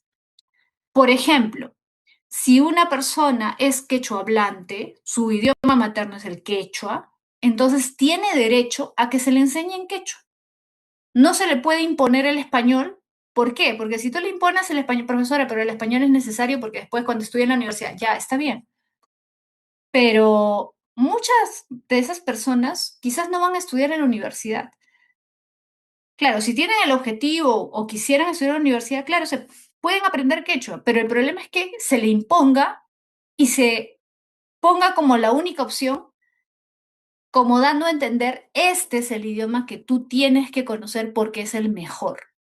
En el fondo le estás dando ese mensaje. Eso te diría Taylor.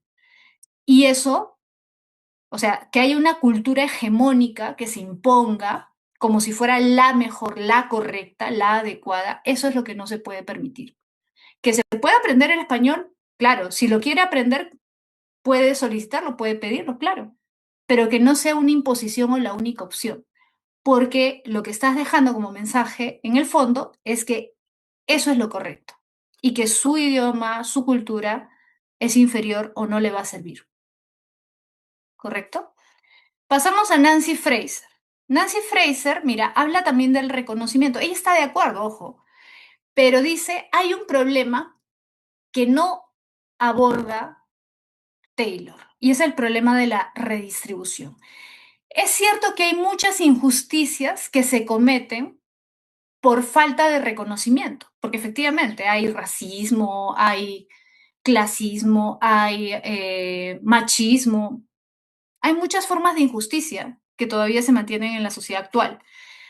Es cierto, pero no todas son de este tipo. También hay injusticias económicas. ¿Por qué dice esto Fraser? Ojo, Fraser es feminista, pero ella se da cuenta de que en la sociedad contemporánea muchos países europeos y Estados Unidos, porque ella es estadounidense, se enfocan demasiado en los problemas culturales, en el problema, o sea, raciales, y sí son problemas, pero se olvidan como si ya no fuera un problema la injusticia económica. Es decir, se han olvidado, o sea, ya no se discute prácticamente las desigualdades económicas que hay dentro incluso de los propios países ricos, ¿ah? Porque ella dice, hay muchos que creen o plantean como que ese problema de la redistribución, el problema de la pobreza, fuera un problema solamente de los países latinoamericanos o africanos, pero en los propios países desarrollados hay una distribución inequitativa de la riqueza. Hay gente que vive en las calles, ¿o no? ¿No has visto en Estados Unidos? En Europa hay gente que vive en las calles, hay gente que no tiene empleo, hay gente que no tiene casa, hay gente que vive con muy poco, hay gente que vive en la indigencia, hay mendigos. Entonces, la redistribución también es un problema, pero que ya prácticamente nadie aborda. Entonces, los problemas necesitan ser abordados desde una concepción bidimensional. Se tienen que ver las dos caras de la injusticia. ¿Hay injusticias culturales? Sí. Racismo, machismo, sí. Pero también hay injusticias de carácter económico. Y es más, muchas veces están unidas.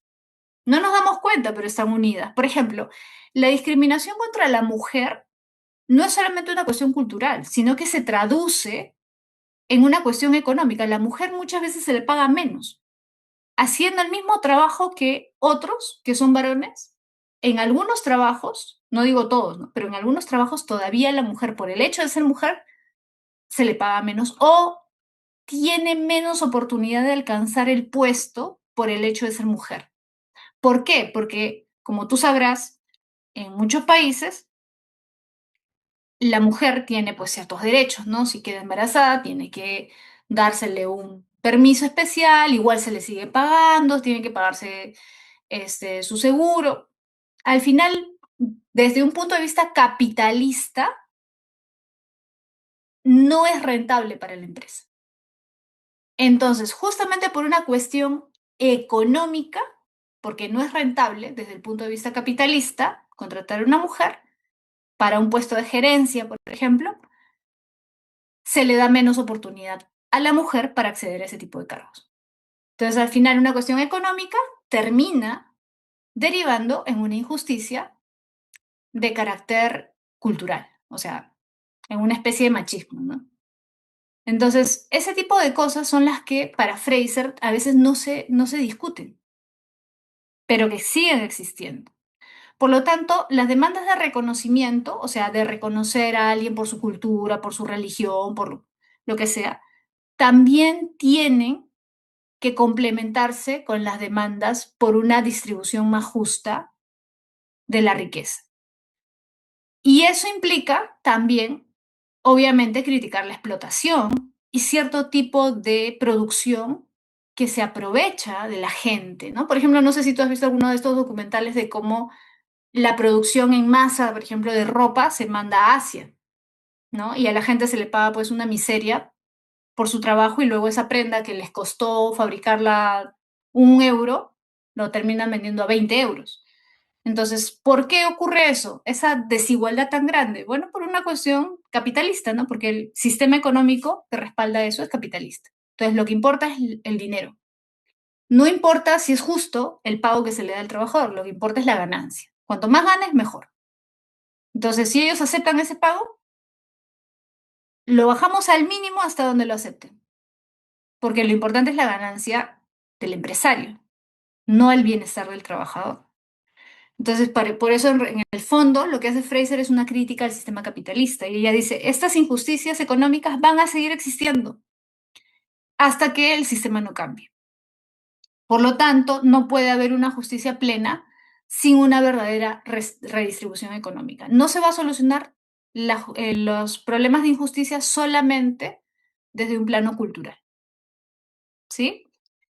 Bien, acá les he puesto las corrientes de la filosofía política para que lo tengan como esquema, porque en realidad esto ya lo hemos conversado. ¿Por qué se llama liberalismo? Porque lo que principalmente van a defender los liberales, ¿qué cosa es? La libertad individual. Y para que haya libertad, ¿qué tiene que haber? Tiene que haber separación de poderes o tiene que el poder del monarca ser contrastado por el poder del parlamento, ¿no? Todo lo que hemos ya conversado antes. Te he puesto acá representantes, otros representantes, aparte de Locke, que también son considerados liberales. Montesquieu, John Stuart Mill, el utilitarista, él también es liberal. Popper también es liberal. ¿Ya? Republicanismo, también ya hablamos acerca de la soberanía, la independencia, recuerda Maquiavelo, recuerda Rousseau, ¿no? Para ellos es importante las leyes, la constitución y las leyes tienen que estar por encima de cualquier poder. El respeto a la ley, la igualdad ante la ley es fundamental y la participación de los ciudadanos también es importante. No puede haber un Estado sano si es que los ciudadanos no participan activamente, ¿correcto? Luego, el anarquismo recuerda que propone la abolición del Estado. No sé si ustedes han visto esa película V de Vendetta. Yo les recomiendo mucho porque justamente tiene toda esta temática anarquista, ¿no? Esta película es bien interesante y es bien gráfica porque justamente habla de todos los principios, ¿no? Todos los principios del anarquismo. V de Vendetta. Acá lo voy a poner por si acaso, si es que a alguien le interesa, ¿ya? Si es que a alguien le interesa. Es una película entretenida, ¿no? Justamente habla de eso. Los anarquistas buscan eliminar el Estado y construir una sociedad sobre ciertos principios, porque ellos creen, ¿sabes qué? En el fondo se basan en Rousseau. En el fondo se basan en Rousseau. ¿Por qué? Porque Rousseau, acuérdate que creía que el hombre es bueno por naturaleza, que es solidario por naturaleza. Entonces, ¿qué creen los anarquistas? Podemos crear sociedades sin necesidad de Estado basados en la solidaridad, la cooperación y la autogestión. Ojo, los anarquistas leían a Rousseau. Estos anarquistas leyeron a Rousseau. Proudhon, que era francés, Rousseau era suizo, pero Rousseau es bastante conocido en Francia, escribe en francés. Bakunin y Kropotkin, que eran anarquistas rusos, que también leyeron a Rousseau. Entonces, su objetivo, ¿qué cosa es? Crear una sociedad sin jerarquías, sin Estado, sin imposiciones. Eso no quiere decir sin leyes, ¿ah? Porque en realidad ellos consideran que la propia comunidad puede crear sus reglas para gobernarse a sí misma, sin necesidad de un Estado que infunda miedo, ¿correcto?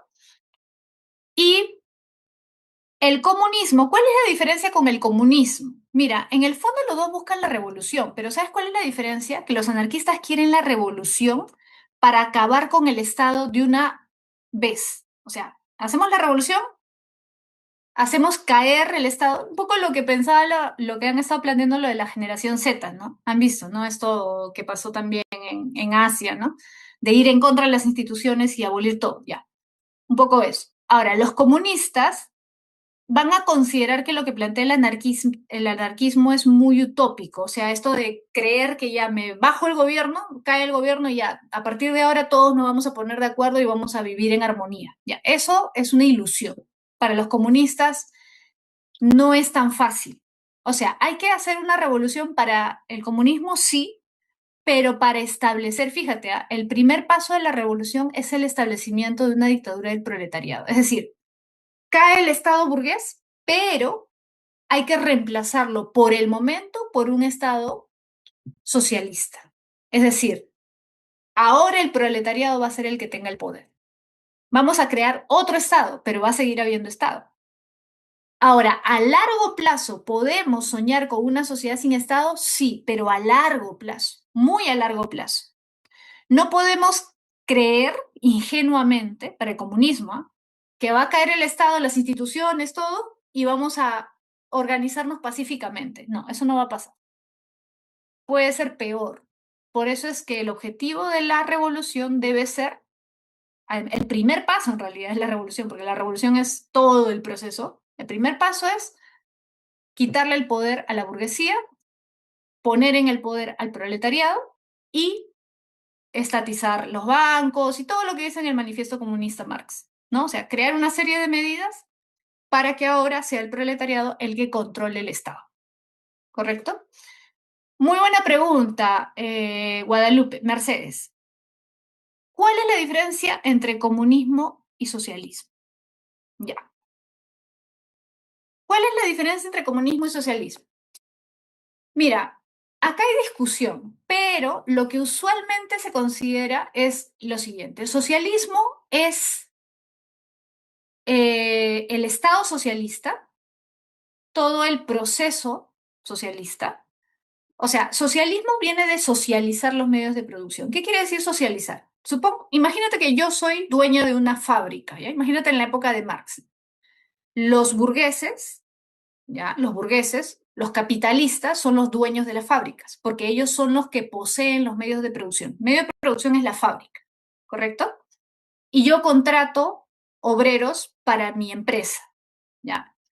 Entonces, ¿qué significa socialismo? Socialismo significa socializar los medios de producción. Eso significa que lo que es mío es privado, es mi empresa, mi fábrica. Si hay una revolución, me lo quitan y ya no es mío, ya no es privado. Ahora es de toda la sociedad. ¿Se entiende? Ahora le pertenece a toda la sociedad. ¿Qué han hecho? Han socializado este medio de producción, esta fábrica que antes era mía.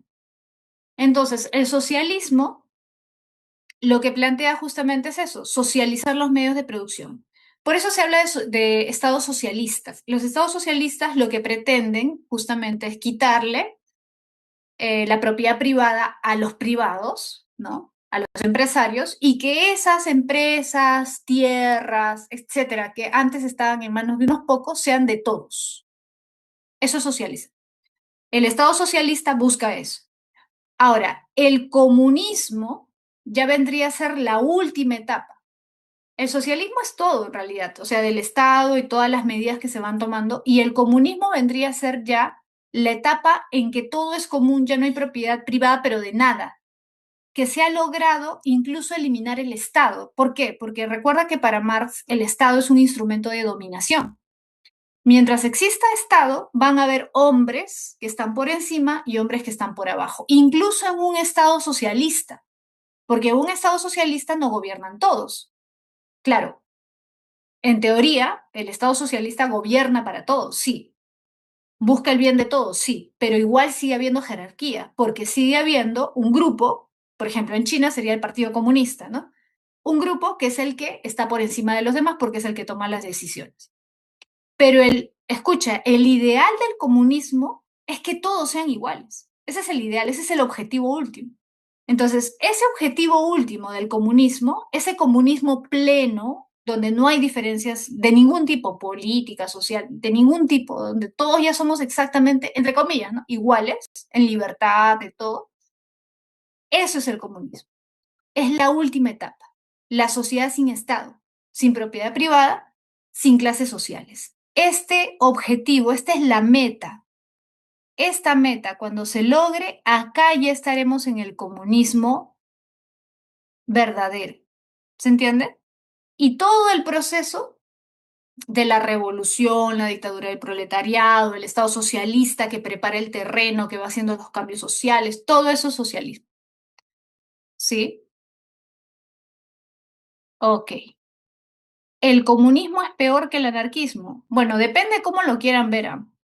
Depende, porque han habido ejemplos de anarquismo en la historia, o sea, pequeñas comunidades anarquistas, es más, existen. Hay sociedades anarquistas actualmente. Entonces, desde ese punto de vista que se puede lograr el anarquismo, sí. El anarquismo, ojo, no tiene como objetivo el caos. ¿Ah? El caos es el medio para eliminar el Estado, pero la idea es vivir en armonía, con autogestión, con solidaridad. Ese es el objetivo del anarquismo.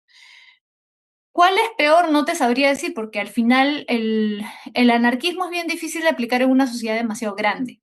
Entonces, desde ese punto de vista, si tú asumes una postura comunista, te dirían, bueno, el único objetivo para hacer grandes cambios sociales en un Estado grande no puede ser el anarquismo. El anarquismo puede funcionar en sociedades pequeñas, ¿no? O sea, si lo enfocas desde ese punto de vista, obviamente, ¿no? Peor, lo que pasa es que los dos apelan a la violencia. O sea, nos guste o no nos guste, los dos al final justifican la violencia. Entonces, desde ese punto de vista, ninguno sería mejor o peor, ¿no? O sea, no sé, los dos tendrían ese, entre comillas, defecto, ¿no? Aunque para ser sinceros, a lo largo de la historia, los grandes cambios sociales siempre se han dado a través de actos violentos, ¿no? La Revolución Francesa, por ejemplo, ¿no? Bien, vamos a avanzar un poquito con las preguntitas, ¿eh, chicos? A ver, ¿China es comunista o en realidad es capitalista? Ya, miren, los que dicen que China es capitalista pero su gobierno es comunista no saben de lo que hablan, porque, o sea, en ningún país capitalista se planifica como en China. Ustedes deben haber escuchado los planes quinquenales en China. O sea, China hace planes de 5 años, o sea, se proyectan, planifican. De acá a 5 años vamos a lograr esto. De acá a 5 años más vamos a lograr esto. Y no solamente son planes quinquenales de 5 años, sino también de 20, 30 años. Entonces, un país capitalista liberal, como muchos que han existido, no planifican de esa manera. Entonces, decir que no es comunista es falso, porque en el comunismo sí se planifica, que es lo que plantea Marx y es lo que hacen los chinos. Entonces, capitalista 100% no es. ¿Tiene aspectos capitalistas? Claro, sí, varios, pero no es 100% capitalista, porque si tú vas a otros países capitalistas, no planifican de esa manera. Y además el gobierno chino es el que también les dice a los empresarios privados qué es lo que tienen y qué es lo que no, lo que pueden y lo que no pueden hacer. O sea, les ponen ciertos lineamientos. No es que es la mano invisible del mercado, ¿no? Que ya cada uno haga lo que quiere, no. Les dan prioridad, les dicen más o menos qué ruta es la que tienen que seguir. No les dan carta libre. Así que capitalista 100% no es eso. A ver, seguimos, ¿ya? A ver, Maquiavelo, vamos a leer un ratito. Maquiavelo sostiene que los pueblos antiguos valoraban más, mira, los pueblos antiguos valoraban más la libertad y la fortaleza cívica que los modernos, ¿ya? Debido a una diferencia en la educación moral, estrechamente vinculada con la religión, mientras la religión pagana exaltaba la gloria mundana, la grandeza de ánimo y la energía activa. formando ciudadanos vigorosos y orientados a la acción política. El cristianismo había promovido valores como la humildad, la abnegación y el desprecio de las cosas terrenas, orientando la fortaleza moral hacia la resistencia pasiva más que hacia la acción.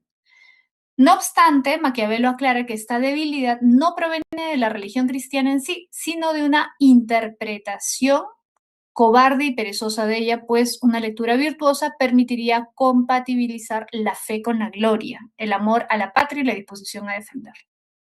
Del pasaje se puede inferir que para Maquiavelo la religión influye en la política. ¿Por qué la religión influye en la política? Porque, claro, ¿es cuál? ¿Cuál? La A, la A. ¿Por qué? Claro, la A configura disposiciones morales, correcto. Configura, no sé por qué está acá así. A ver, un ratito ya. No sé por qué, no sé. Ah, ah, ah. Se ha quedado así. Ya, no se podía editar. Ya, es la A, ¿no? Configura disposiciones morales que pueden fortalecer o debilitar la virtud cívica. Correcto. Dos, tomando en cuenta el texto, elija la alternativa que contenga las afirmaciones correctas. Maquiavelo sostiene que el cristianismo, por esencia, vuelve inevitablemente débiles a los pueblos. ¿Qué dicen? ¿Eso es correcto? Inevitablemente, no, porque dice que es una mala interpretación, ¿sí o no? Que si lo interpretamos correctamente no sería así. Dos, la pérdida de fortaleza política se debe a una interpretación moral que privilegia la pasividad. Esto sí es correcto. Tres, ¿la religión cristiana puede ser compatible con la defensa activa de la patria? Sí. Cuatro, ¿la exaltación de la humildad excluye necesariamente la virtud política y militar? Falso. Por lo tanto, escasita. Muy bien. Dos y tres. Pregunta 3. Un príncipe, y especialmente uno nuevo, no puede observar todas las cosas por las cuales los hombres son considerados buenos, pues a menudo se ve obligado para mantener el Estado a obrar contra la fe, contra la caridad, contra la humanidad, contra la religión. Del texto se infiere que el realismo político de Maquiavelo propone que, ¿qué dice? Claro, la moral privada debe estar subordinada a la eficacia del poder político. Claro, si queremos que el Estado no desaparezca, si queremos mantener el Estado, a veces tenemos que apartar nuestra moral de la acción política. Ujú. Cuatro, cada uno de nosotros pone en común su persona y todo su poder bajo la suprema dirección de la voluntad general. Acuérdate, la voluntad general es la voluntad de todos, del pueblo. Y nosotros recibimos a cada miembro como parte indivisible del todo. Este acto de asociación produce un cuerpo moral y colectivo. Este es Rousseau. Según el texto, la voluntad general se define como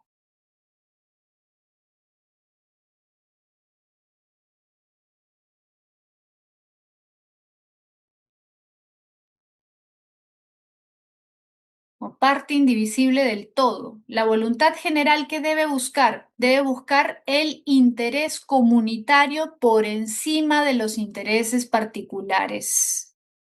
Claro, esa es una de las cosas que falla. Justamente Rousseau te diría, pero ahí está el Congreso, pues.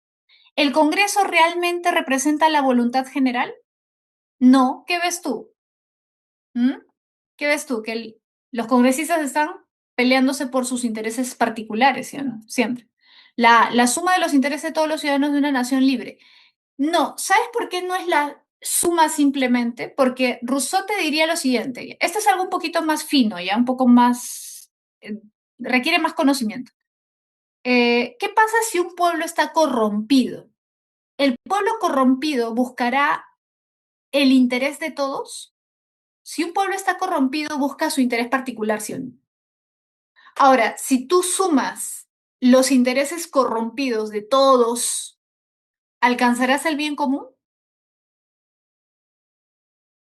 ¿Será el bien común la suma de los intereses particulares, particulares en el sentido de egoístas de cada uno.